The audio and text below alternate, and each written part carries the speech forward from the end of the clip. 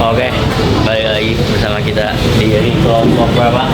Kelompok dua, ya P2 deh. Oke. Hari ini kita bakal ngevlog di Museum Sumpah Pemuda. Lokasinya ada di mana? Ada di. Oke, nanti bakal muncul di sini. Oke. Nah, kita nih sekarang lagi ada di Museum Sumpah Pemuda nih, teman-teman. Ini luarnya, ini bagian luar, ini bagian dalamnya. Nah, kita langsung aja ke bagian penjelasan tentang diresmikannya Sumpah Pemuda. Oke ya. Nah, di sini tuh ada peresmian dari Presiden kedua kita, Presiden Soeharto, pada tanggal 20 Mei 1974. Di sini ada patung Muhammad Yamin sebagai Sekretaris Panitia Kongres Pemuda kedua, dan ini ada Sugondo Joyo Puspito sebagai Ketua Panitia Kongres Pemuda kedua. Kita bakal langsung aja buat masuk ya guys ya. Langsung aja. Let's go. Oke, di sini itu adalah ruangannya ya. Ini ada timelinenya. Mungkin kita bakal ngejelasin dari sini dulu, oke? Nah, di sini yang pertama kali itu awalnya berawal dari politik etis, di mana politik etis ini melahirkan beberapa cendekiawan Nusantara dan nanti akan memunculkan beberapa organisasi pemuda yang nantinya bergerak untuk melepas diri dari Belanda untuk mencapai tujuan Sumpah Pemuda. Oke, kita kan tadi udah ngejelasin ya sama salah satu dari teman kita juga. Nah, kita masuk nih ke ruangan kedua, langsung aja nggak sih? Langsung. Nah, ini nih ruangan keduanya. Ada motor juga nih. Gokil.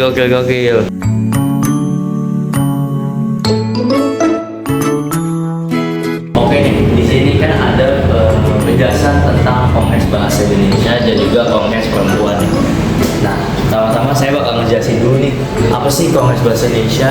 Nah, Kongres Bahasa Indonesia itu adalah pertama kali digelar pada tahun 1938, tepatnya di tanggal 25 Juni nih. Nah, kongres ini tuh dilaksanakan itu di Gedung Pertemuan Habib Ojo, Solo. Menurut Sujojo Siswo selaku penggas utama Kongres Bahasa Indonesia itu memiliki pedoman yang baik dan benar. Di Kongres Perempuan, ini nih suasana Kongres Perempuan di Indonesia. Ada fotonya juga ya. Kongres Pemuda kedua ini tuh ada pada tanggal 27 sampai 28 Oktober 1928. Nah, hal ini tuh telah menginspirasi beberapa tokoh-tokoh perempuan dari kelompok guru, dari kelompok yang lain juga yang diketahui oleh Soekarto.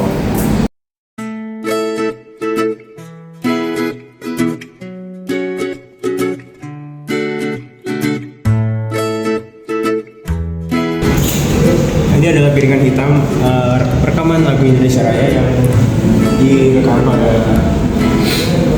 awalnya. Di sini ada beberapa versi. Yang pertama ada versi biolanya, itu yang versi asli. Lalu ada versi keroncong, versi masa pendudukan Jepang.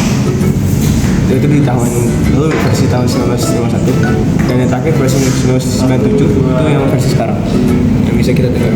Pernah dengar Sumpah Pemuda? Ini bukan cuma hafalan di sekolah loh, tapi momen super keren yang benar-benar mengubah sejarah bangsa kita.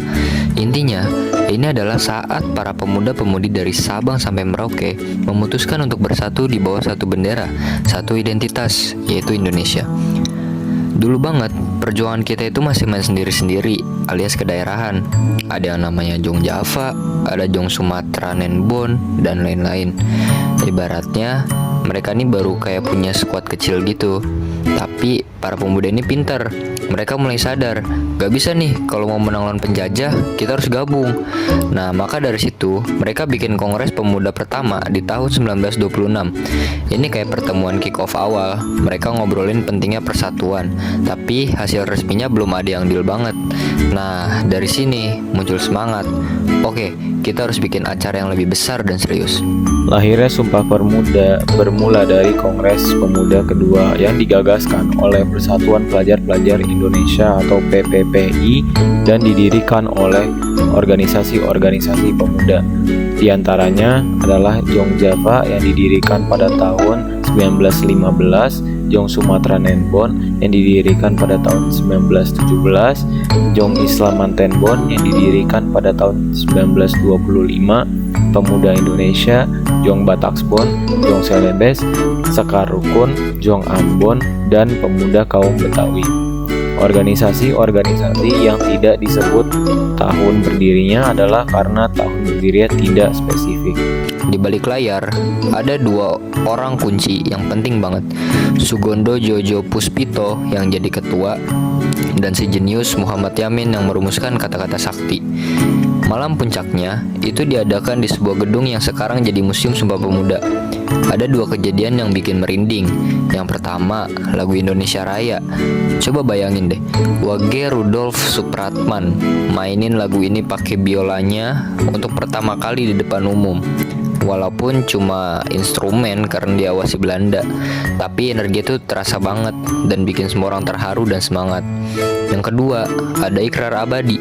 Muhammad Yamin yang tadi udah nulis rumusan keren itu, akhirnya disepakati. Ikrar itu dibacain oleh Ketua Kongres, Pak Sugondo. Isinya, itu dia yang kita kenal sebagai Sumpah Pemuda, yang intinya, kita punya satu tanah air, yaitu Indonesia, kita punya satu bangsa, Indonesia, dan kita junjung tinggi satu bahasa persatuan bahasa Indonesia.